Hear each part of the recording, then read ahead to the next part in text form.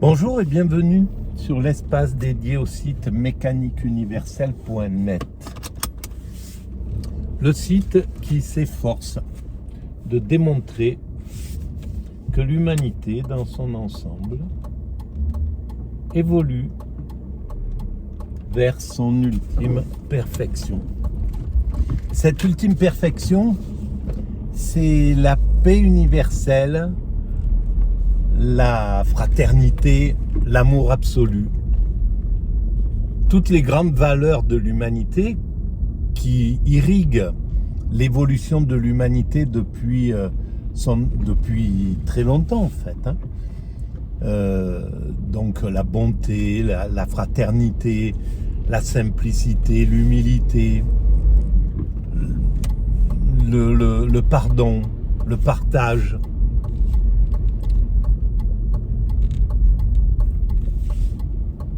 Toutes ces grandes valeurs qui ont tracé la route de ce que nous sommes depuis les grands moralistes comme Socrate, et puis bien avant, depuis les grandes religions, parce que les grandes religions ont amené toutes ces valeurs qui constituent en fait le fond de notre humanité. On est élevé à travers ces valeurs-là. Quand on éduque nos enfants, on leur parle de ces valeurs. C'est quelque chose qui se transmet et partout sur la planète, à tous les niveaux. Le respect d'autrui, etc. Donc ces grandes valeurs,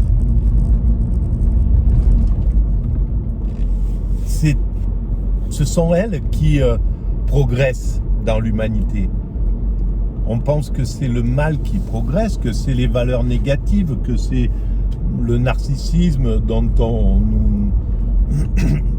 on gave l'humanité occidentale avec le monde décomplexé qui s'est imposé, les valeurs décomplexées qui se sont imposées à partir des années 80, à la chute du communisme, et justement parce que le communisme apportait des valeurs.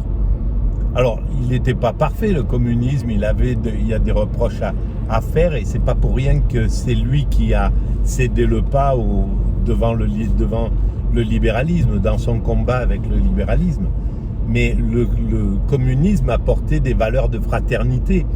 L'URSS, c'était travailler sur ces valeurs de fraternité entre tous les peuples satellites qui étaient regroupés au sein de l'URSS. Eh bien, il y avait ce travail de fraternité qui était absolument présent. Il y avait les valeurs d'égalité, il y avait les valeurs d'humilité, il y avait les valeurs... Voilà, toutes ces valeurs-là étaient là. Et je pense qu'une des grandes erreurs du communisme a été justement de se braquer contre le christianisme, contre la religion.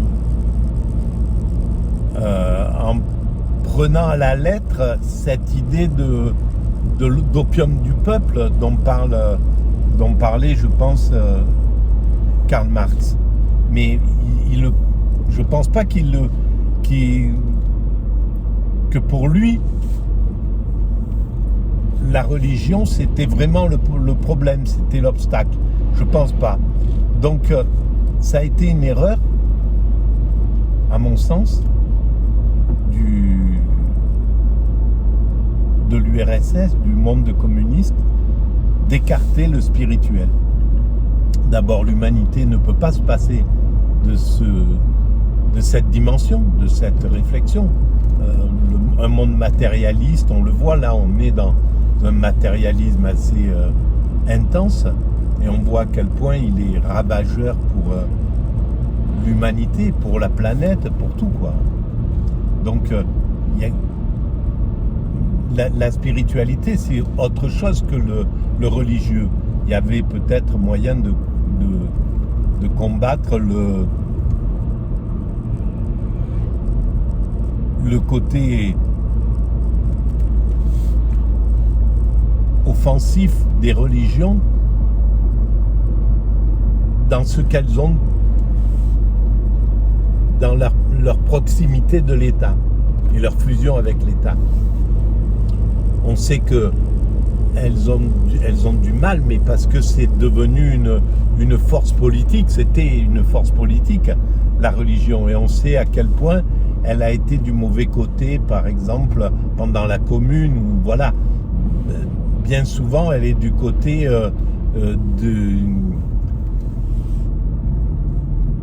du patronat, de la richesse, voilà, le côté révolutionnaire et le côté du peuple qui veut faire progresser les lois sociales et tout, les doctes de l'Église ne sont pas tout à fait, ne suivent pas ce genre de mouvement. Alors, la plupart à mon sens, la plupart des prêtres, des gens de la base de ces religions, ceux qui sont au contact du peuple, sont vraiment avec le message christique ou le message de toutes les grandes valeurs de toutes ces grandes valeurs que propose la religion depuis le début, les religions depuis le début. Bon, mais passons à côté de ça.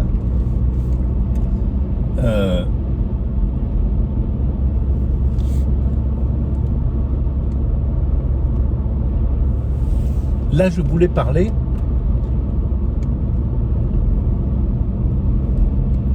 du phénomène de la jalousie. Son implication dans le monde. Donc la jalousie, c'est quelque chose que l'humanité dépassera. Et il est important de comprendre ce que c'est que cette émotion, que cette pulsion qui est là. Sa présence, si elle est présente dans l'évolution de l'humanité, c'est qu'elle a un sens, c'est qu'elle permet à l'humanité d'évoluer justement vers la fin de la jalousie, vers la fin du système domination, subordination, etc., de toutes les pulsions qui entraînent de la violence, de l'agressivité, de la criminalité, etc., etc. Tout ça, l'humanité, progressivement, est en train de le d'évaluer jusqu'à l'éteindre. Il y aura un moment où toutes ces forces négatives seront éteintes. Il faudra quelques siècles encore d'évolution, mais c'est de ça dont je parle lorsque je parle de perfection vers laquelle l'humanité se dirige. Alors, ce principe de jalousie, il est intense. Et à mon sens, mais c'est une vision comme ça, parce qu'on le retrouve dans toutes les couches de la société, bien entendu. La jalousie, c'est quelque chose qui est extrêmement bien diversifié dans le panel de l'humanité. Mais il est, à mon sens, plus dense. Plus on va vers l'élitisme, plus l'élitisme est intense et plus la jalousie est là. C'est des choses que j'ai remarquées dans ma vie sur la Côte d'Azur. Et donc, ce phénomène de jalousie, en fait, c'est lui, il est à l'origine d'un paquet de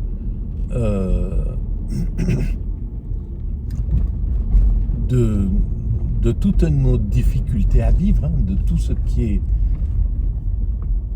un paquet de violences, un paquet de débordements, de crimes, etc. C'est quand même quelque chose d'extrêmement intense. Alors comment on peut lutter contre... Qu'est-ce qu'on peut faire face à ce principe de la jalousie? Qu'est-ce qui stimule la jalousie? l'injustice. Le phénomène de l'injustice, donc, entraîne quelque chose qui s'apparente à de la jalousie. C'est-à-dire, on a le sentiment que les écarts, par exemple, aujourd'hui entre riches et pauvres, qui n'ont jamais été creusés avec autant d'intensité depuis très longtemps, parce que globalement, l'évolution de l'humanité, c'était la réduction progressive de ces écarts entre riches et pauvres.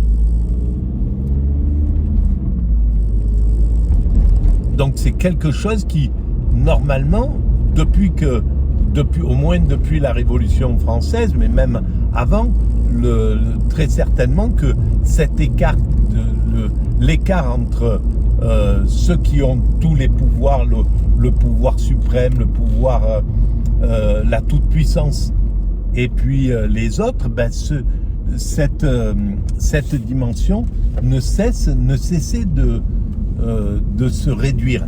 Cet écart ne cessait de se réduire entre les riches et les pauvres, etc. Donc c'est quelque chose que l'humanité travaillait travaillait intuitivement. Les 30 Glorieuses, par exemple, c'était cet écart entre les riches et les pauvres s'est considérablement réduit. Et puis à partir des années 80, donc de la chute du communisme, c'est l'inverse qui se passe. Les écarts repartent à la hausse. Les riches, on voit, des riches deviennent de plus en plus riches, etc. Alors,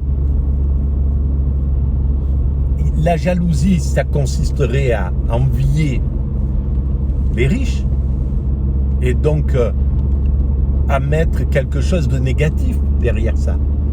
Par contre, la critique de cet écart, elle est légitime. C'est pas pour ça que ceux qui critiquent le creusement de ces écarts envient la position des riches. Parce qu'il faut avoir le goût de la domination, le goût de l'élitisme, le goût avoir suffisamment de narcissisme pour avoir envie de se sentir supérieur aux autres. C'est pas le cas de la plupart des gens qui contestent ce creusement des écarts. Ce qu'ils demandent, c'est la réduction pour leurs frères humains en réalité, pour l'égalité, pour aller vers l'égalité, pour faire évoluer l'égalité. Mais l'injustice, donc ce sentiment d'injustice qui entraîne une apparence de jalousie, en réalité, dans la plupart du temps, c'est pas de la jalousie que ça entraîne, c'est autre chose, c'est un autre sentiment. La jalousie, c'est l'envie de quelqu'un qui serait de choses qu'on n'a pas et qu'on voudrait avoir et qu'on trouve injuste que d'autres aient, par exemple.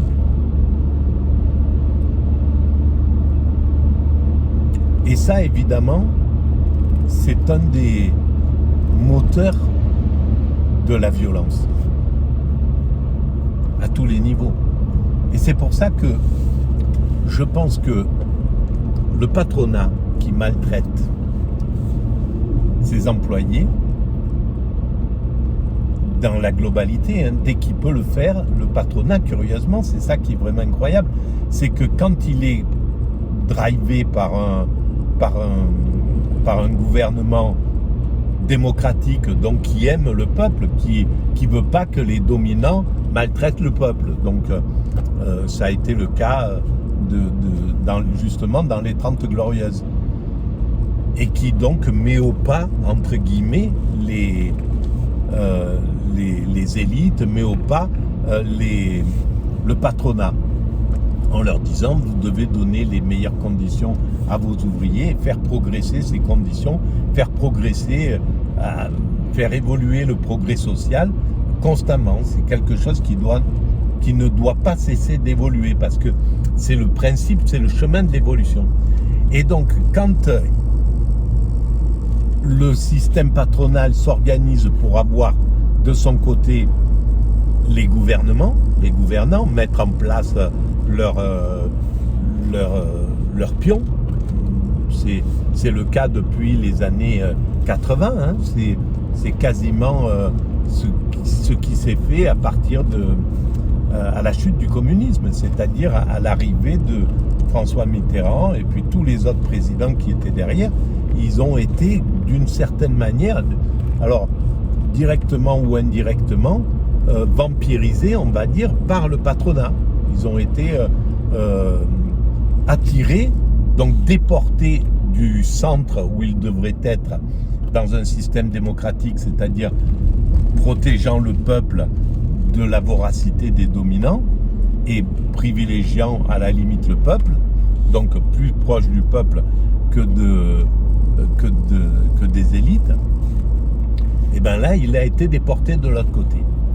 Et donc, à partir de ce moment-là, le patronat est devenu tout puissant. C'est le patronat qui tient c'est pas pour rien que l'humanité a glissé, mais d'une puissance vers la droite, c'est inouï.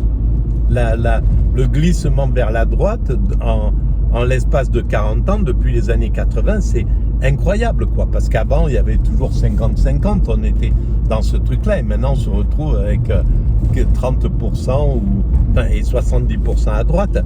Et ça, c'est simplement le fait que le patronat a réussi à prendre les médias, et avec les médias, il manipule la pensée des plus vulnérables du peuple pour qu'ils votent contre leurs intérêts, pour qu'ils soient plus proches des idées de droite, donc des idées du patronat, que de ses propres intérêts. Ça, c'est quelque chose d'incroyable quand on y réfléchit. Et donc, le patronat, là où je voulais en venir, c'est que c'est par jalousie qu'il ne donne pas les meilleures conditions qu'il n'offre pas les meilleures conditions à ses ouvriers, qu'il réduit les acquis sociaux, qu'il pompe sur les acquis sociaux. C'est juste par jalousie, parce qu'en définitive, le patronat, il est symboliquement, ou globalement, il est du côté du plaisir, il n'est pas du côté du bonheur. Ce qu'il peut atteindre, c'est le plaisir simplement. C'est le plaisir de la domination, le plaisir du pouvoir, le plaisir de donner des ordres, le plaisir d'entreprendre, le plaisir, etc. C'est basé sur le plaisir. Et le bonheur, c'est totalement autre chose. Le bonheur, c'est la tranquillité, c'est la paix, c'est la sérénité, c'est l'amitié, c'est le partage, c'est le fait d'être, d'avoir du temps libre, de pouvoir se promener, aller se balader. Enfin bref, le monde ouvrier avait la possibilité d'être dans le bonheur. C'était ça qui le motivait. C'était le bonheur. Et c'était ça que les 30 Glorieuses offraient plus ou moins au peuple. C'était un peu ce qu'ils voulaient lui offrir, quoi. Hein. Le temps de travail qui se réduisait tout le temps, etc., pour pouvoir profiter de ses amis, etc. Et donc, inconsciemment,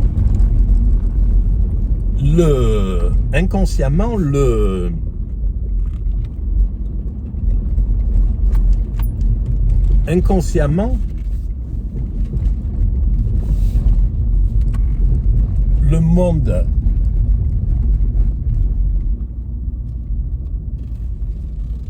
des dominants, voilà, inconsciemment,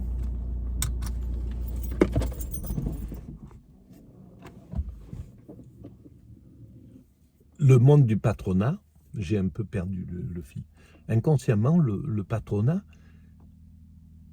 s'organise pour donner des conditions de travail désastreuse en fait, de ne pas laisser permettre au peuple d'accéder au bonheur. Et je pense que c'est basé sur la jalousie. On va continuer dans la prochaine vidéo. À très bientôt.